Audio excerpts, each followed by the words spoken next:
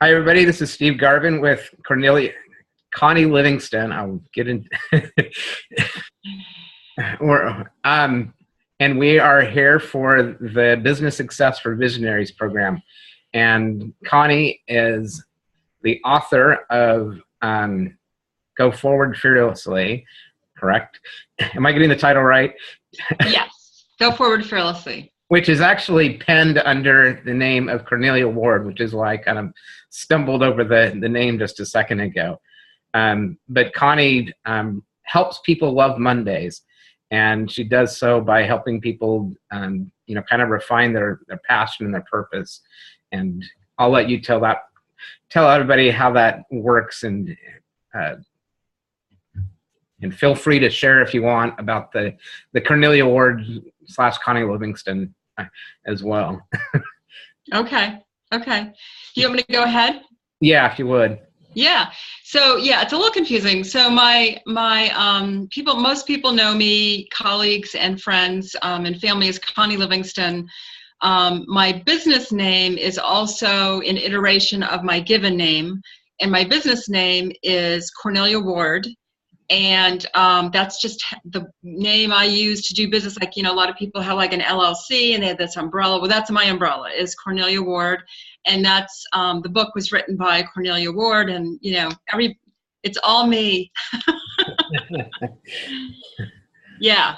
And then I guess, so what was your question about how did I get to where I am now, Steve? Or Sure. What was the next question? So being that passion and purpose are so integral to what you do, when did you start getting kind of the pings from the universe about passion and purpose?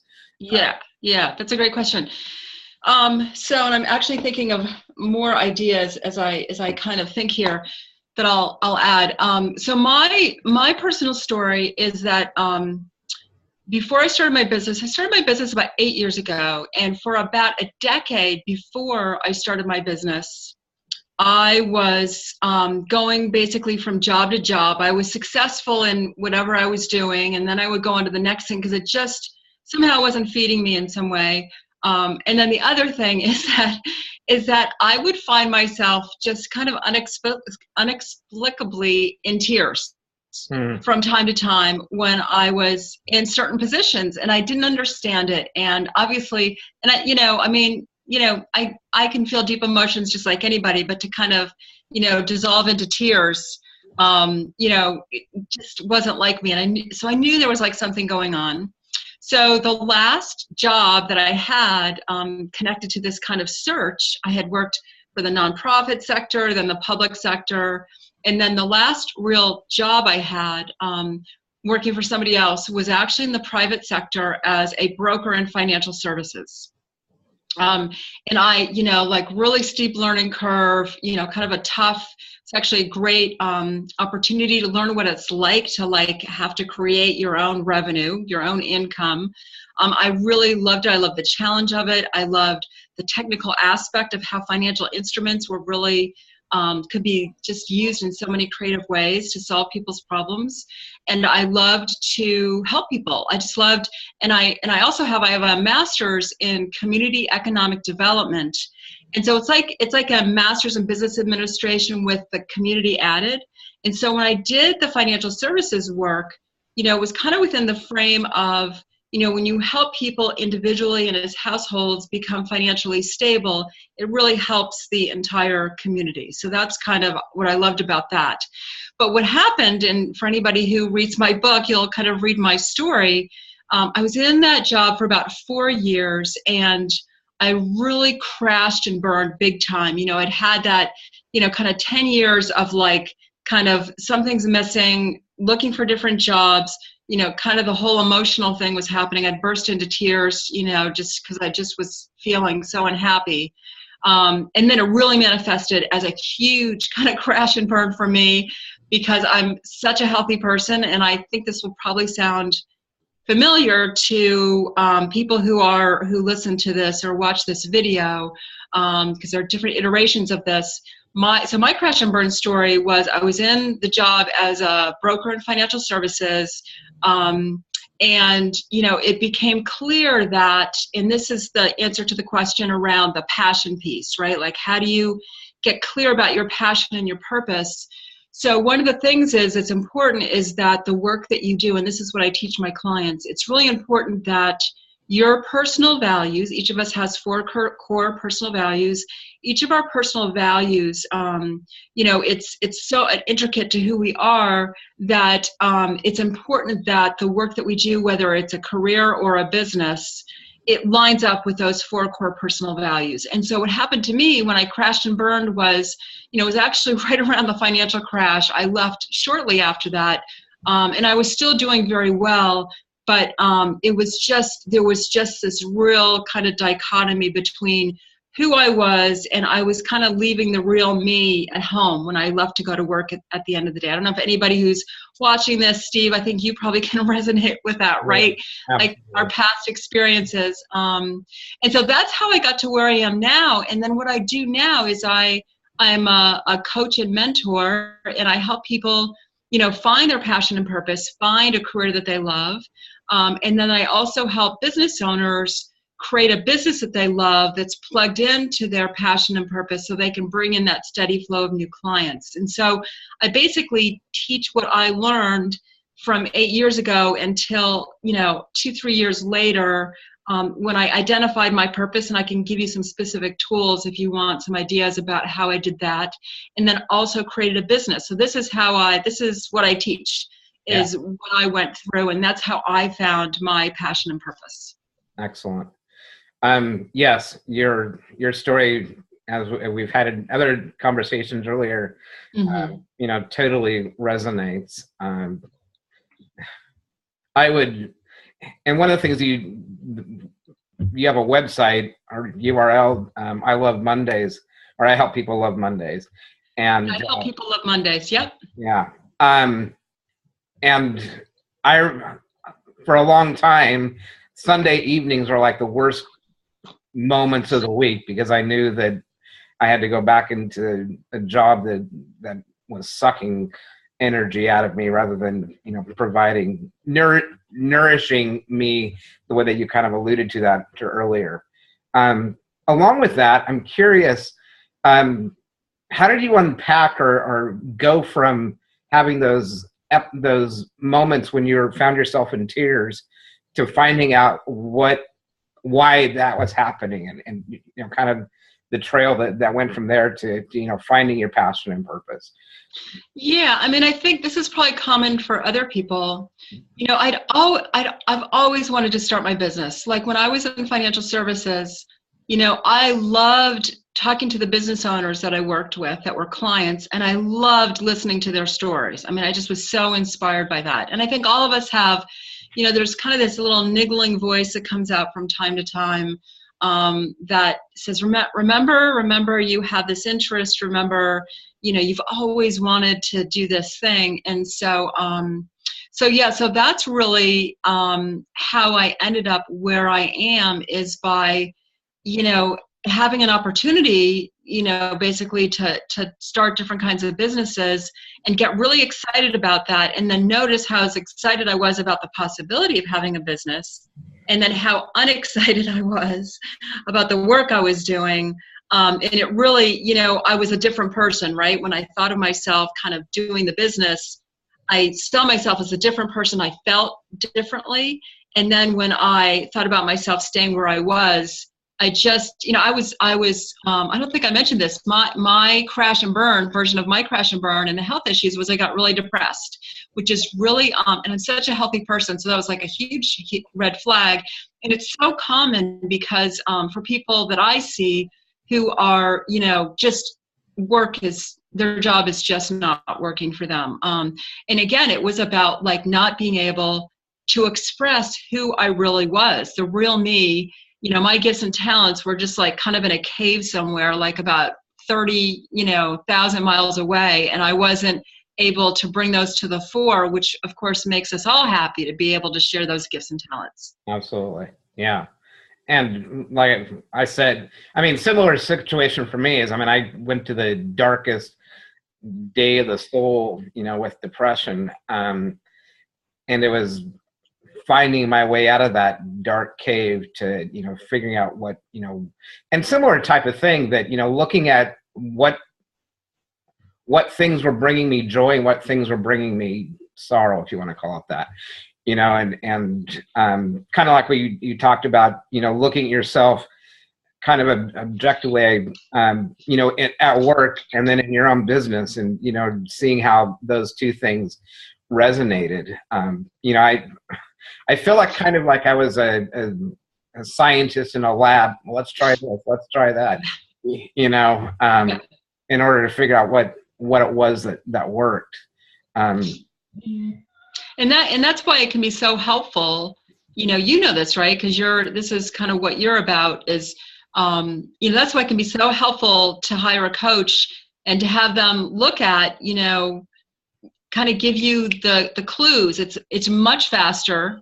And if you're having health issues, those health issues clear up much more quickly than they would have kind of on your own as you're kind of struggling and you feel really alone. And there's no reason to do it alone, right? It's like you and I have been through this. We know how to walk people through the process. And that's what we love to do, right? So that gives us our mission, enables us to make the world a better place. Absolutely. Yeah. I mean, if I knew now what I knew, or if I knew then what I know now, and had someone to like walk me through that, it would have made a humongous difference. I mean, it was all trial and error, and I had, honestly, I didn't even really know about, have a full picture of the coaching industry and, how helpful that could be, kind of the robustness that I had a very limited idea of what a coach was and what they could help me with.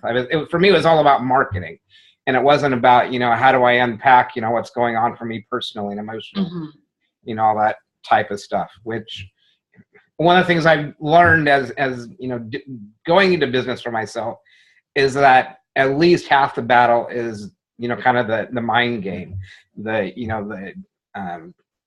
I mean, I've got 2 degrees in business, marketing and accounting, and, worked for billion-dollar companies. So, I mean, I know business pretty well, but the mind game was something totally different, and figuring out how to, make things work and finding my passion and purpose and, doing that whole unpacking experience. So one of the things you talked about were values, and it's kind of interesting in my, signature stories for coaches and authors and speakers Facebook group today. The theme is values in action, and it's looking at, what your values are and how do you tell the stories that support those values. How do you exemplify the values that you are in your life? And 2 of them for me are creating and learning. But as you said earlier about, your kind of ideal self, or your authentic self is like in a cave, 30,000 miles away. My creativity was buried underneath, all this accounting, and which is totally valuable, but it just wasn't right for me. And finding that path to getting back to who I was and that authentic self, was quite the journey. But it is looking at values. So it sounds like values are like vital to the work that you do. Yeah, they're huge. So when I'm working with people who are confused about their career path, one of the first things that we do is we look at what their core personal values are. Each of us has 4. So it's actually a pretty quick exercise. So,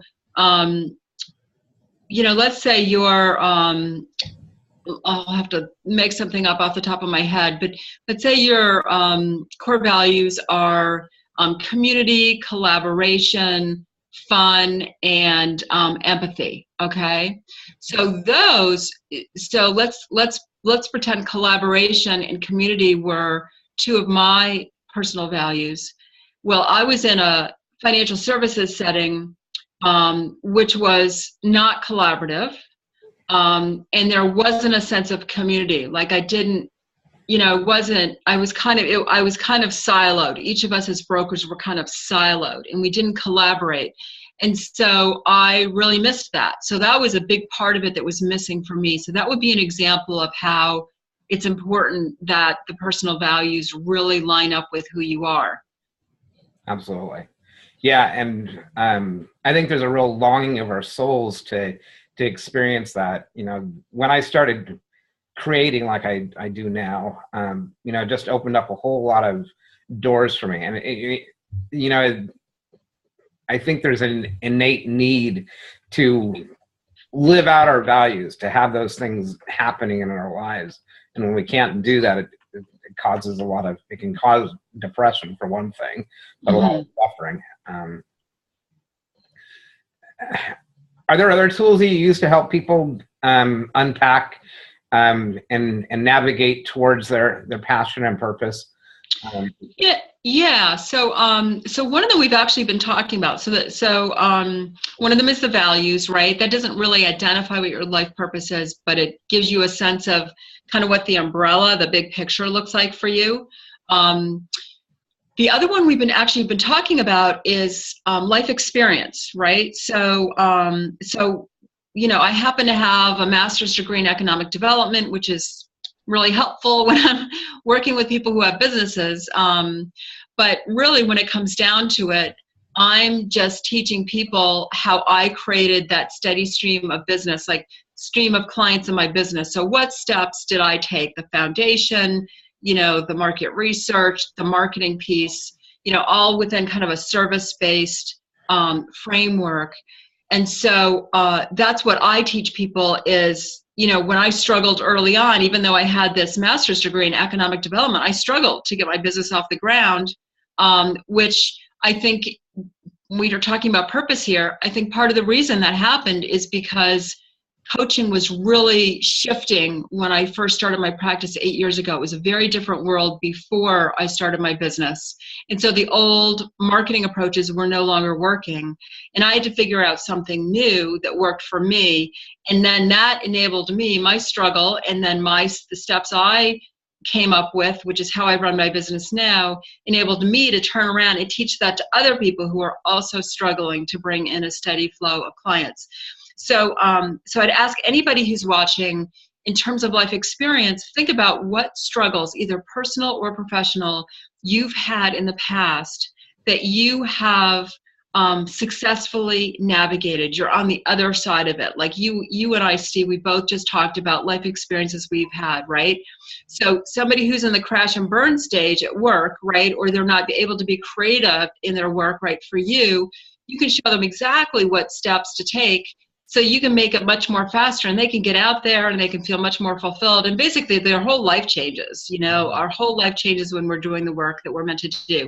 So that's one tool, is to identify their life experience. And you know what I'll say actually, before I tell the other one, because it's just timely, in my Facebook group, which is called Passion and Purpose, Create a Career You Love Community, that Facebook group, tomorrow night, Thursday, which I think is the 12th, at 6 p.m. Eastern Standard Time, 3 p.m. Pacific, I'll actually be talking about that topic. I'll be doing a Facebook Live broadcast right from the group about how to turn your life experience into a career. So if you like that idea, you can do a deeper dive in there. And if you can't make it live, it's in the group afterwards. So that's that piece. And then the other tool, there's actually a couple of tools in my book. There's a chapter on life purpose in my book, really short chapter.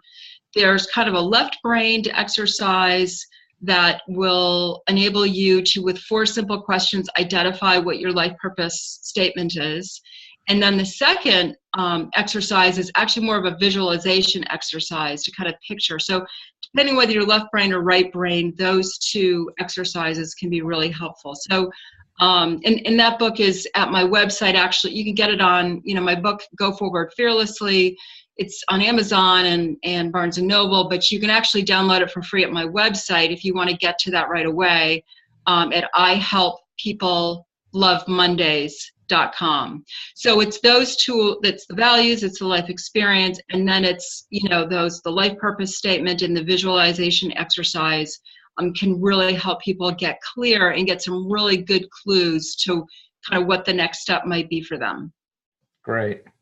One of the things that I experienced in kind of navigating to my purpose and my passion and how those things work together is that I was noticing, like when I first left corporate in accounting, I dove into creating, like doing all kinds of stuff and doing lots of different expressions and so forth. And my soul was like really needing that, and it was great. And I still do some of that stuff now on my illustration and so forth. But I had to continue down that path in order to find really what I wanted to do as far as my purpose was. That, you know, my thing, one of my values, two of my values are teaching and learning. And, you know, while you can always learn how to improve your creative skills, I wasn't doing much in that way of teaching and helping people, you know, express their purpose. So it was like it was like all these layers. I talk about it like it being an onion, right? It's like you pull off these layers in order to find, you know, what's at the core. And it doesn't happen, like, at least it didn't for me, happen overnight. And which goes back to the idea of, you know, one of the reasons you get a coach is because they can help you, you know, get through that process much quicker. But have you seen that kind of a iteration process, or are people more fortunate than I in figuring out how to go from point A to Z much more quickly? Yeah, I mean, I think most people, you know, if you think about it, a lot of people who are not happy in their career or their business, you know, their energy's pretty low. You know, emotionally, they may not be in the greatest place, kind of like me, I was. And you're just kind of dealing with the day to day, right? Like you're just trying to get through the day. Like that's kind of a big project each day.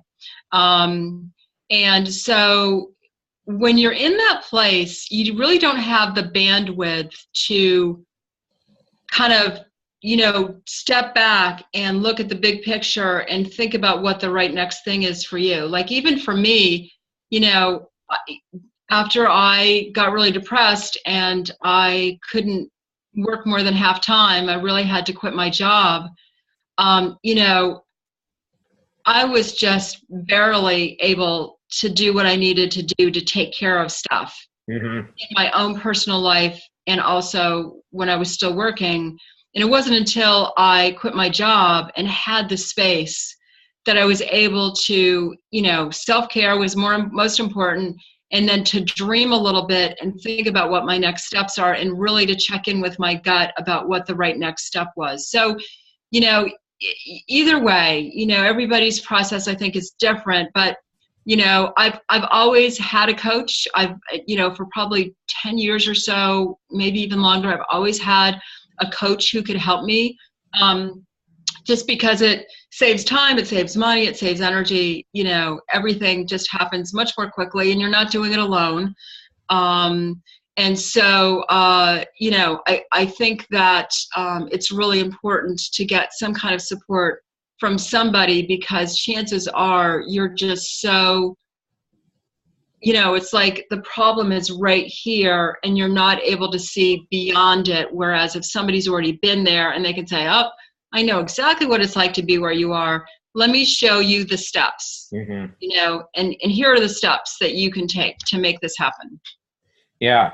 And one thing, I know we're about out of time, but one of the things that I hear in that also is just, you know, the need to take care of yourself, you know, take the time and get the help. And we don't really have time to get into it a whole lot, but, you know, I think one of the things that both of us share with our people is that, you know, you really need to make sure that you're taking care of yourself, you know, physically, mentally, spiritually, and et cetera, so you can get from that kind of stuck point to feeling free and on purpose and so forth.